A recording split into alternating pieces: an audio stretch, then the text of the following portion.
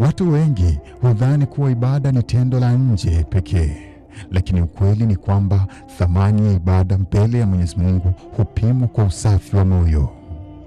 Na ubinafsi unapokuwa ndani ya moyo unaweza kuharibu ibada, hata kama kwa nje inaonekana kuwa nzuri na kamilifu. Mtu anaweza kuswali, kufunga au kutoa sadaka, lakini ndani ya moyo wake anatafuta sifa za watu au kujiona bora kuliko wengine, jambo ambalo linafanya ibada yake ipoteze maana yake halisi.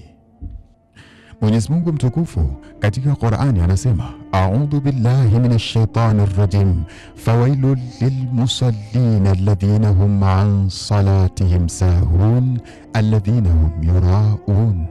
Ole wao wanaoswali ambao wanaswali kwa kujionesha.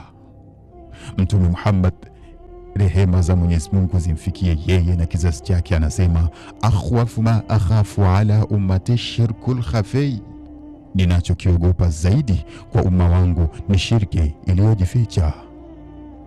عبادت بدون اخلاص در دام خودخواهی گرفتار می شود. ibada bila ikhlas hunaswa katika mtego binafsi.